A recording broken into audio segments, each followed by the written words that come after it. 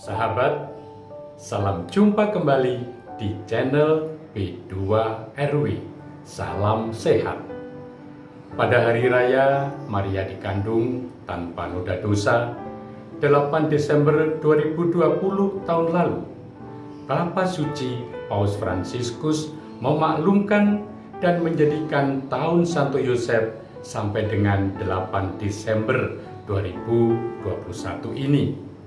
Keputusan ini diumumkan setelah kunjungan pertama Bapa Suci pada pukul 7 pagi ke Spanish Steps, pusat Roma, untuk mempercayakan kota Roma dan dunia kepada perawan terberkati. Sahabat, pada kesempatan tersebut, Bapa Suci menerbitkan surat apostolik Patris Corde, hati seorang bapa, yang memperingati 150 tahun deklarasi Santo Yosef sebagai pelindung gereja universal oleh Beato Paus Pius IX. Sahabat, dalam surat apostolik Patris Corde, Bapa Suci Paus Fransiskus menggambarkan Santo Yosef sebagai ayah yang terkasih, ayah yang lembut dan penuh kasih, ayah yang patuh, ayah yang menerima, seorang ayah yang kreatif, berani, seorang ayah yang bekerja, seorang ayah dalam bayang-bayang. Sahabat, pada kesempatan ini saya mengajak untuk mengenal Santo Yosef sebagai santo yang terdekat dengan Yesus. Dalam diri Santo Yosef, kita menyaksikan dan menemukan kekayaan yang luar biasa. Namun, mari kita melihat dari sisi kekayaan atau keistimewaan ini. Kesaksian Injil mencatat kehadiran Yosef di dekat Yesus semenjak Yesus masih dalam kandungan Maria, sampai setidaknya sebelum Yesus memulai karya pewartaannya pada usia sekitar 30 tahun. Ini bisa kita baca dalam Lukas bab 3 ayat 23.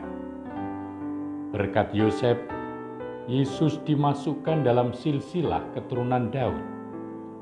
Berkat Yosef, Yesus selamat dari kekejaman Herodes yang berniat membunuhnya.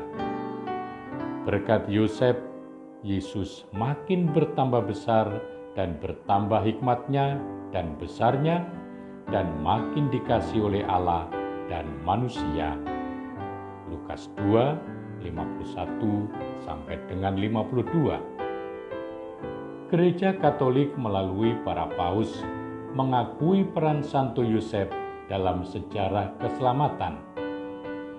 Paus Pius ke-9 pada tahun 1870 mengangkat Santo Yosef sebagai pelindung gereja semesta. Paus yang sama menetapkan perayaan Hari Raya Santo Yosef setiap tanggal 19 Maret yang kita rayakan hari ini. Paus Leo XIII dalam ensiklik Quamquam Pluries 15 Agustus 1889 mengajak seluruh anggota gereja untuk mempercayakan diri pada Santo Yosef. Paus Leo XIII menulis, dalam diri Santo Yosef, para bapak keluarga menemukan teladan kebapaan dan pasangan suami istri menemukan teladan cinta kasih, keharmonisan, dan kesetiaan perkawinan. Paus Benediktus ke-15 pada 25 Juli 1920 menyatakan Santo Yosef sebagai pelindung orang yang mengalami sakratul maut. Paus Pius ke-12 menetapkan Santo Yosef sebagai pelindung pekerja yang diperingati setiap tanggal 1 Mei. Paus Yohanes 23 pada tahun 1962 memasukkan nama Santo Yosef ke dalam kanon Romawi yang saat itu adalah satu-satunya doa syukur agung. Paus Yohanes Paulus II yang sudah menjadi santo menulis seruan apostolik Redemptoris Cultos tahun 1989 untuk mengajak setiap anggota gereja meneladan dan berdevosi kepada Santo Yosef.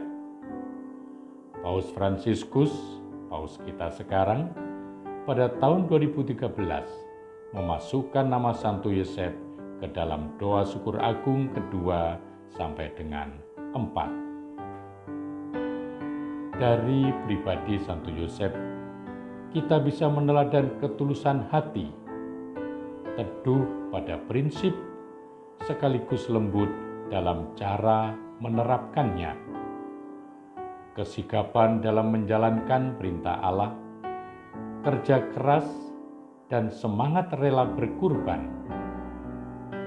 Maka para sahabat, mari kita akhiri perkenalan dengan Santo Yosef dengan doa Bapa Suci Paus Fransiskus kepada Santo Yosef.